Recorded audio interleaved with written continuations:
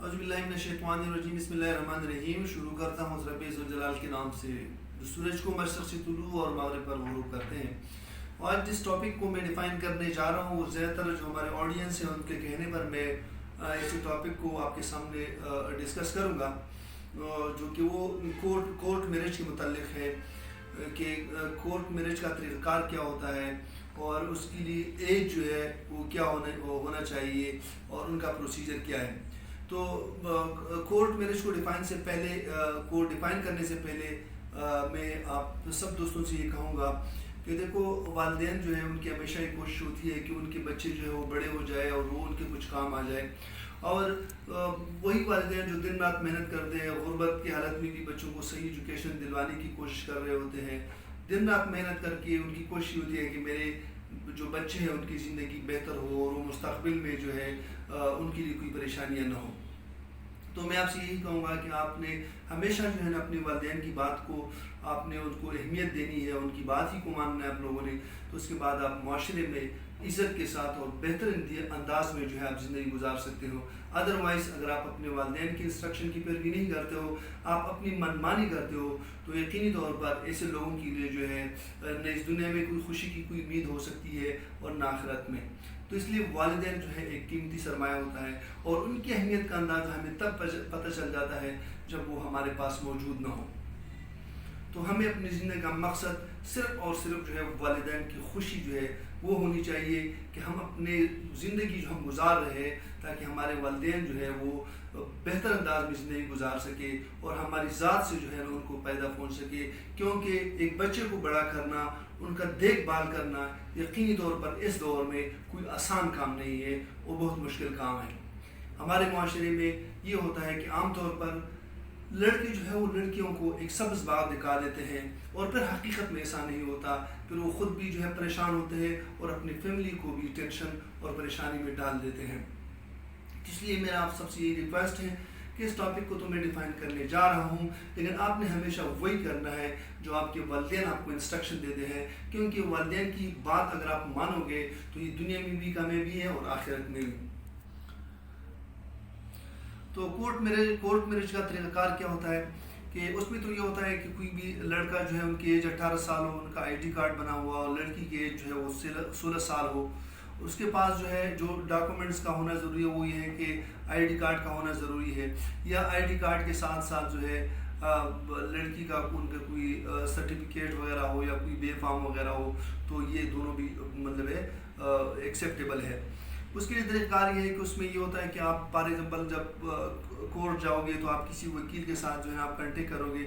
तो इसका मतलब ये नहीं है कि आप कोर्ट में जब आप करोगे तो आप किसी जज के सामने आपको पेश होना है और उन्होंने आपको कोई कंग्रेचुलेशन जो है ना वो कहना है और आपको कोई जो है ना वो स्वीट आपके सामने जो है ना पेश करना है, ऐसा कुछ नहीं है। बल्कि आपने डायरेक्टली जाके जो है किसी वकील के साथ आपने कांटेक्ट करना है और वो जाकर उनके चैम्बर में जाना है। उनका जो ऑफिस होता है वकील के ऑफिस में जब आप जाओगे तो ये होता है कि उनका अक्सर कांटेक्ट होता है निकाह ख्वाह के साथ। तो वो जो है किसी भी निकाह रजिस्ट्रार को या निकाह ख्वाह को जो है वो कॉल कर देते हैं और वो ऑफिस में जो है वो आ जाते हैं और उसी टाइम जो है वो एक निकाह फॉर्म होता है उनको भर देते हैं। जिस तरह आम घरों में या कहीं बाहर जो आप शादी कर लेते हो वही तरीक़ाकार होता है। निकाह फॉर्म को जो है वो भर लेते हैं, उसमें मेहर वगैरह ये सारी चीज़ें उसी में लिखी जाती है और उसी टाइम जो है वो निकाह उसी टाइम ही पढ़ा देते हैं, उसी टाइम ही, और आपका जो है वो निकाह हो जाता है। तो मतलब एक डॉक्यूमेंट उसके लिए एक ID कार्ड वगैरह उनके लिए ज़रूरी है और साथ ही आपका सर्टिफिकेट वगैरह कोई भी हो वो ज़रूरी है।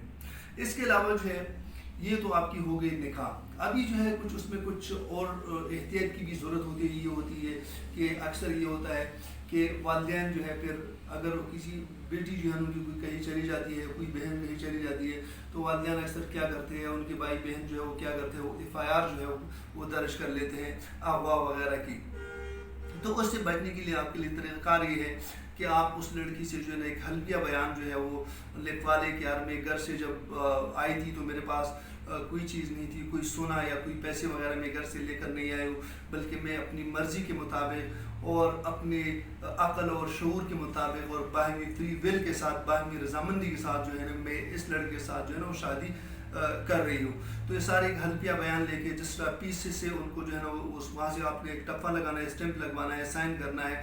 تو یہ ایک حلفیہ بیان جو ہے آپ کے لیے اس وقت ضروری ہے کہ اگر ان کے گھر والے جو ہے نا کوئی FIR کٹوانے کی کوشش کرتے ہیں تو یہ آپ کے پاس ایک ثبوت ہوگی.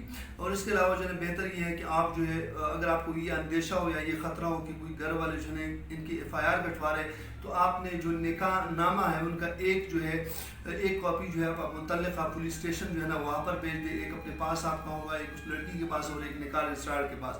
تو یہ ہے کہ آپ کے پاس ایک ثبوت وغیرہ وہ ہوگی.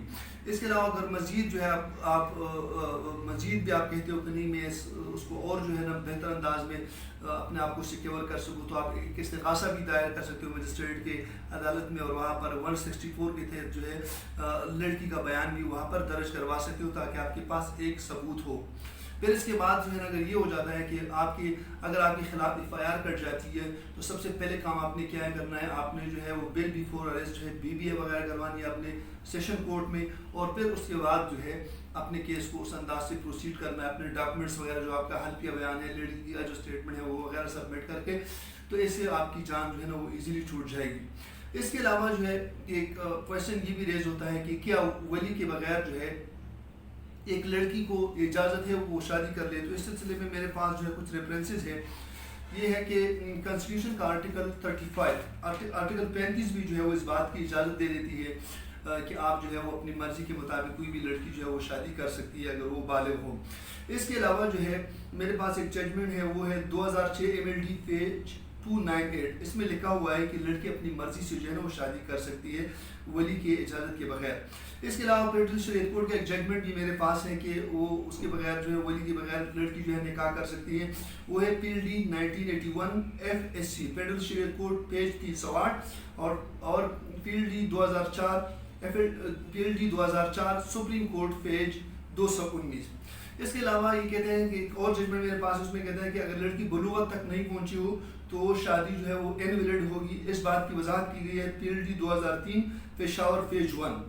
اور اگر لڑکی بلوغت تک پہنچ جائے تو وہ اپنی مرضی شادی کر سکتی ہے. پھر ایک اور ریفرنس میں آپ کو دے دیتا ہوں PLD 1984 FSC پیج 93, اور اس کے علاوہ جو ہے 1985 PCRLJ پیج 1064. اس میں بھی ان کی وضاحت کی گئی ہے کہ ولی کے بغیر جو ہے ان کی رضامندی کے بغیر ایک لڑکی اگر بالغ ہو تو وہ شادی کر سکتی ہے.